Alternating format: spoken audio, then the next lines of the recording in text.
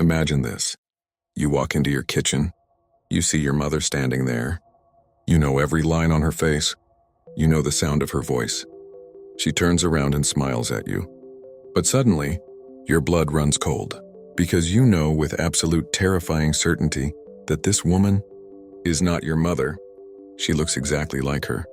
She has her memories. She wears her clothes. But you feel nothing. No warmth, no connection.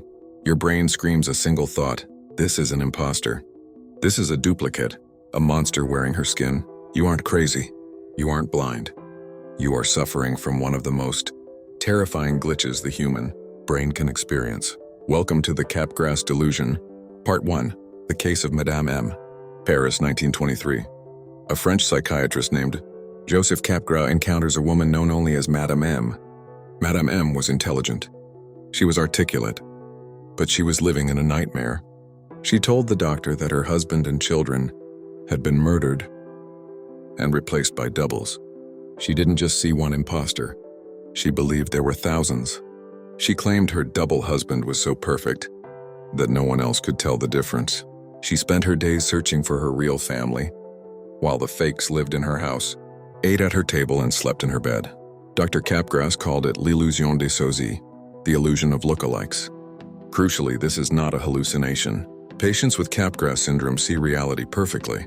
Their vision is 20/20. The problem isn't in their eyes. The problem is in the wire that connects vision to emotion. Part 2. The disconnect. To understand this horror, we have to look inside the machine. When you look at a familiar face, say, your father, two things happen in your brain simultaneously. Path number 1 involves the fusiform gyrus. This is the recognition center. It tells you, okay, that object is a face. That face belongs to Dad. But there is a second path. The signal travels to the amygdala, the emotional center of the brain. The amygdala adds the emotional texture. It gives you that warm glow of familiarity. It tells you, this is someone I love. I feel safe. In Capgras syndrome, usually due to a head injury or illness, this connection is severed. The wire is cut, so you look at your father. The visual center says that looks like Dad. But the emotional center? Silence. Renowned neuroscientist V.S. Ramachandran uses a brilliant analogy. It's like talking to someone on the phone, but the line is dead. Your brain cannot accept this contradiction. It thinks, if this was really my father, I would feel love. I feel nothing. Therefore, logic dictates, this must be a stranger who looks exactly like him. Part 3. Living in a simulation. This rationalization leads to a dark, paranoid existence. Imagine living in a world where your closest allies have been replaced by spies. You can't trust anyone. Some patients believe the imposters are robots. Others believe they are aliens or government agents. And sometimes this delusion turns dangerous.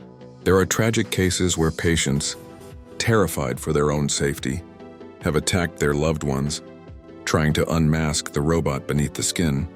They think they are fighting for their lives against an invasion. But for most, it is a silent tragedy. A life of absolute isolation, surrounded by people who look like family but feel like strangers.